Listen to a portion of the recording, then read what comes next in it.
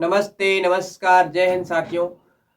आज की क्लास अपनी रहने वाली है कक्षा 10 RBSE board, NCERT board, MP board, UP board, जहां पर भी एनसीईआरटी सिलेबस लगता है उनके लिए जो सूरदास चैप्टर है, सूरदास के पद के नाम से, उसमें आज अपन देखने वाले हैं सूरदास का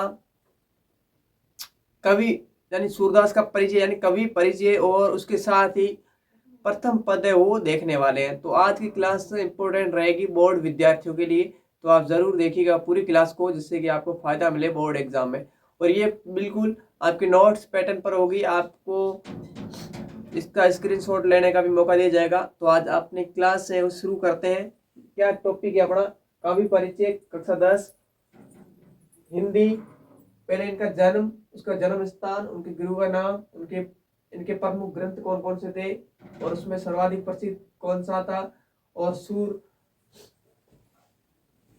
किस श्रृंगार के श्रेष्ठ कवि माने गए। इसके अलावा उसकी भाषा और शुक्ल के अनुसार उनके पिताजी का नाम। ये इनकी बेसिक जानकारी देखने वाले हैं। पहले देखें तो सूरदास अपने वो भक्ति काल के कवि माने जाते हैं, भक्ति काल के कवि माने गए हैं।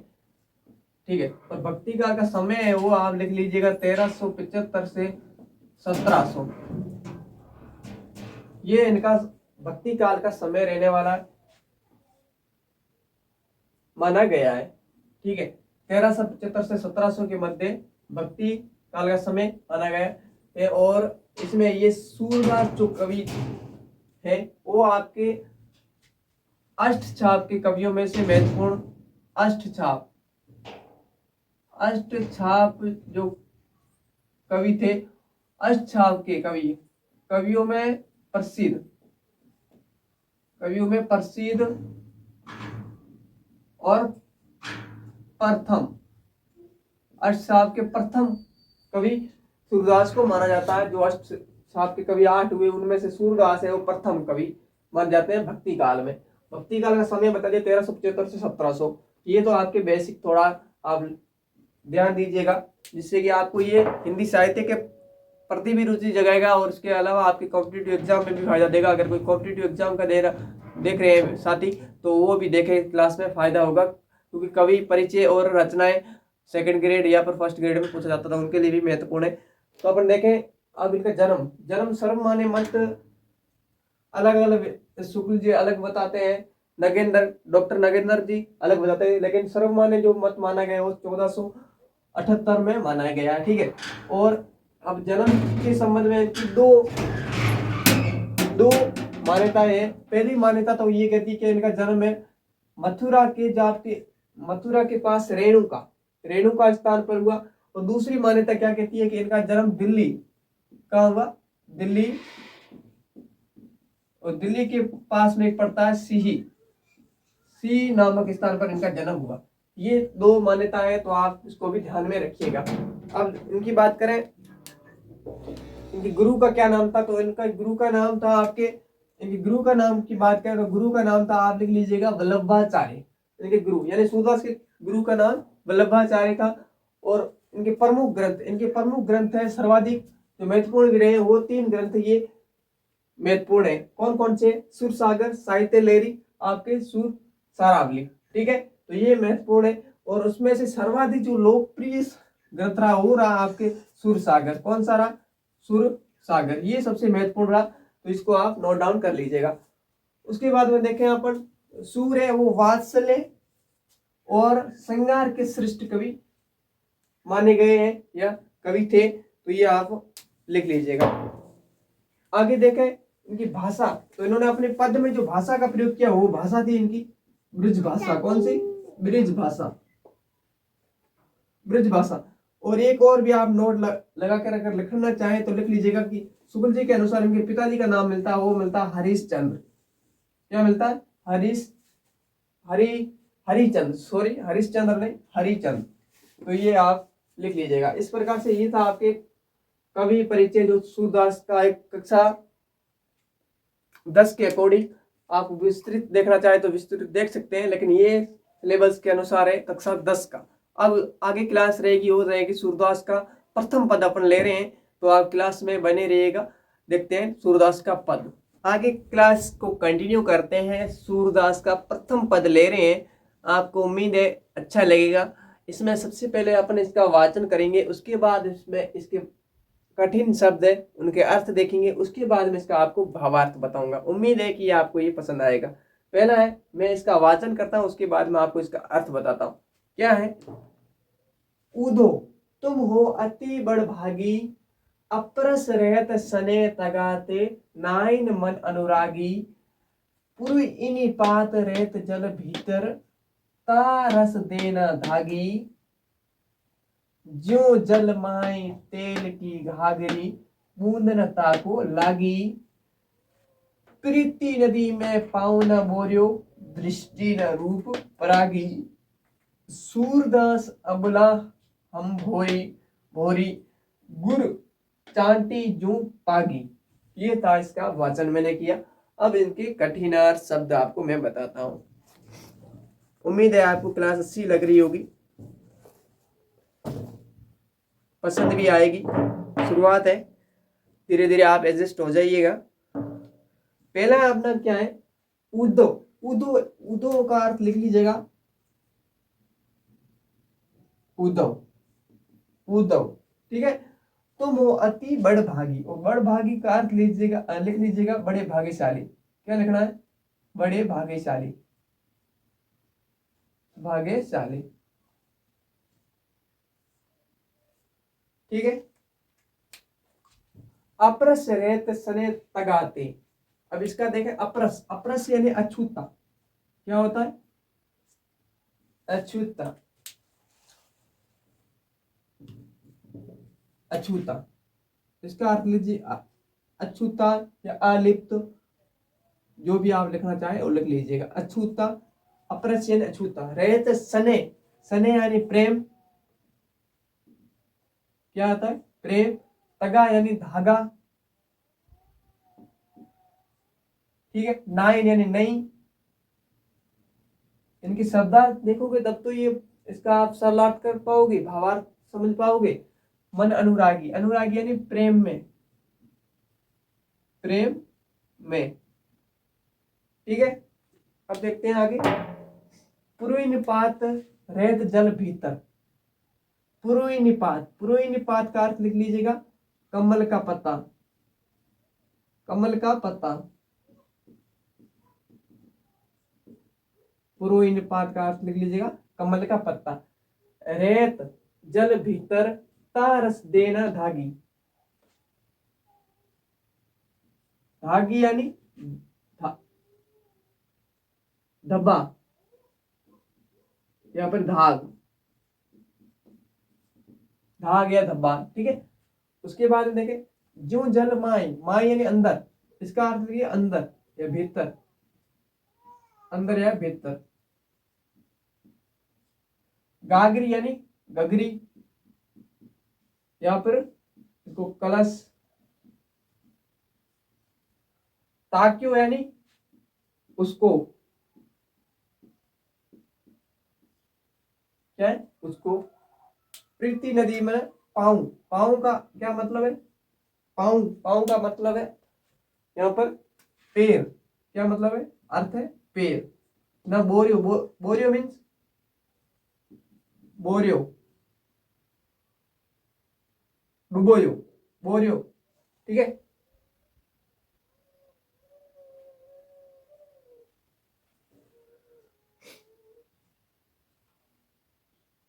बोरियो मीन्स डुबोयो। क्या अर्थ है?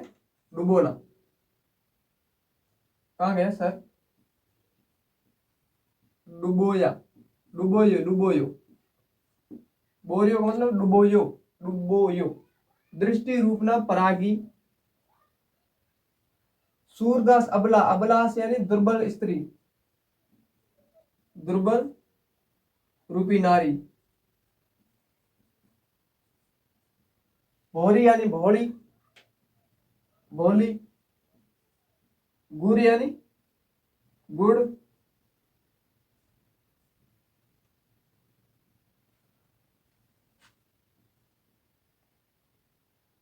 और पागी यानी लिपटी हुई, लिपटी हुई, लिपटी हुई। तो ये तो था इसका। और एक शब्द आया है परागी। परागी का मतलब होता है मोहित हुई,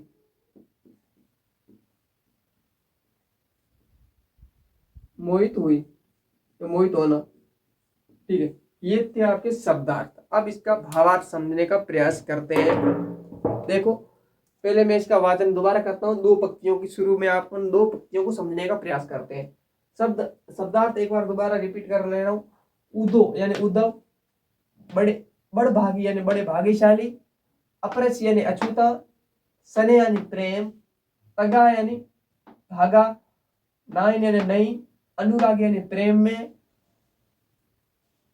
पूर्वी निपात का मतलब होता कमल का पत्ता, रेत जल भीतर, ये हो गया। धाग यानी धागा, धाग या धब्बा। उसके बाद में जो जल माई, माई ने अंदर या भीतर, घाघरी यानी घघरी या कलश, बूंद न ताकि, ताकि यानी उसको, प्रीति नदी में पाउन, पाऊ यानी पैर, बोरियो यानी डुबोयो, दृष्टि रूप न परागी, परागी यानी मोहित हुई, और सूरदास प्रीति, सॉरी सूरदास अबला, अबला यानी दुर्बल, दुर्बल रूप, रूपी नारी, रूपी नारी, भौरी यानी भोली, गुड़ यानी गुड़, चांटी जू, पागी यानी लिपटी हुई। तो ये था इसका कठिनार्थ शब्द या इसके शब्द जो अर्थ आना जरूरी है, जिससे कि आपको व्याख्या में आसानी होगी। आपको एक और मैं बता देता हूं, ये अपना भावार्थ समझने से पहले आपको प्रश्न क्या पूछा जाएगा। प्रश्न आपका पूछा जाएगा सब प्रसंग व्याख्या कीजिए। सब प्रसंग, सब प्रसंग व्याख्या कैसे करना है वो आपको मैं बता देता हूं। पहला आप पॉइंट लिखोगे, क्या लिखोगे पॉइंट, प्रसंग। क्या लिखोगे आप, प्रसंग लिखोगे। अब आप बताओगे प्रसंग में क्या क्या बताना है, तो आप बता सकते हैं कि अगर मान लो ये पद आ गया, तो आपको अच्छी तरह से इनके शब्दार्थ पता है तो आप आसानी से कर लोगे। तो आप लिखोगे कि प्रस्तुत पद्यांश सूरदास द्वारा रचित सुर सागर से भरमर गीत से लिया गया है। और इसमें कवि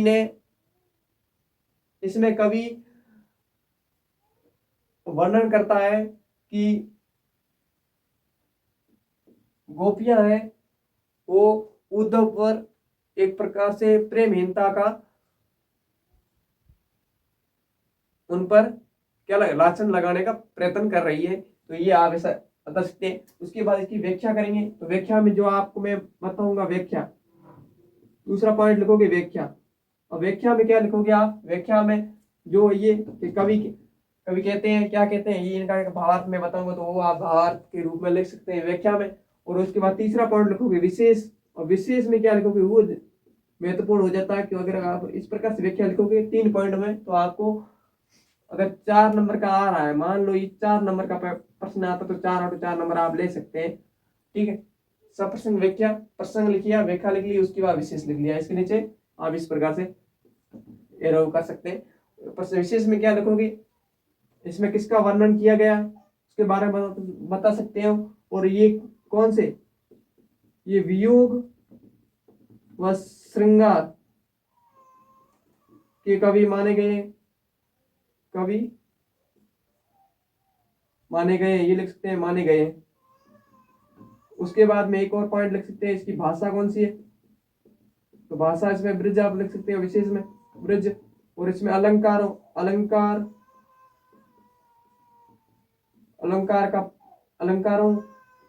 का प्रयोग, इस प्रकार से आप ये विशेष में आपको आप लिख सकते हैं। इस प्रकार से सब प्रसंग व्याख्या करनी है तो इस प्रकार से आप करोगे। अब इनका अपन भावार्थ समझने का प्रयत्न करते हैं थोड़ा, वो भी आपके लिए महत्वपूर्ण है, बोर्ड के विद्यार्थियों के लिए।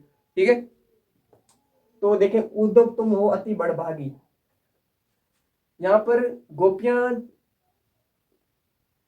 उद्धव पर व्यंग्य करती हुई कहती है कि हे उद्धव तुम बड़े भाग्यशाली हो। क्यों बड़े भाग्यशाली हो, कि अपरस रहत सने तगाते नाइन मन अनुरागी, यानी आप प्रेम रूपी जो धागा है उसमें हमेशा अछूते रहे हो, यानी स्वर्था, यानी हमेशा आप जो प्रेम रूपी धारा है उससे आप मुक्त रहे हो। पुरवीन पात रहत जल भीतर तारस देन धागी, यानी जिस प्रकार एक कमल का पत्ता होता है वो जल के भीतर रहता है, जल के अंदर रहता है, लेकिन उसके ऊपर जल की एक भी बूंद वो टिक नहीं पाती है, यानी उस पर किसी प्रकार का धाग और यहाँ पर धब्बा नहीं लगता। उसी दूसरा उदाहरण क्या देती, जू जल माई तेल की गागरी बूंदना ताकू लागी, यानी जैसे जल के अंदर तेल से लिपटी हुई अगर घघरी उसमें डुबोई जाए तो उस पर किसी प्रकार का मतलब बूंद नहीं रह पाएगी, यानी उस पर बूंद टिक नहीं पाएगी। ठीक है, कोई भी कलश होता है या मटकी उसके ऊपर तेल लिपट दिया जाए तो उस पर पानी की एक बूंद भी आपको पता है उस पर नहीं रह पाएगी। ठीक है, आगे देखें, प्रीति नदी में पाउना बोरियो दृष्टि रूप न परागी। अब क्या है, गोपियां आगे कहती है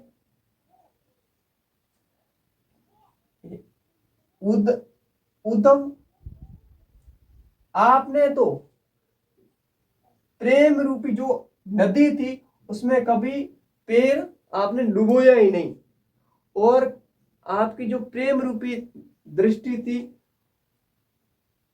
उस पर आप कभी मोहित हुए ही नहीं, यानी आप पर कोई मोहित हुआ ही नहीं, यानी आपकी दृष्टि किसी पर मोहित हुई नहीं। ये कहने का मतलब है सूरदास अबला हम बोरी। आगे क्या कहते हैं, क्या हम तो दुर्बल नारियां हैं, ठीक है, हम तो भोली स्त्रियां हैं, ठीक है, जो श्री कृष्ण की जो माधुर्य भाव की जो भक्ति यानी प्रेम जो भाव था उसमें इस प्रकार से डूब गई है, इस प्रकार से लिप्त हो गई है, जिस प्रकार क्या कहती है, एक गुड़ होता है, क्या होता है,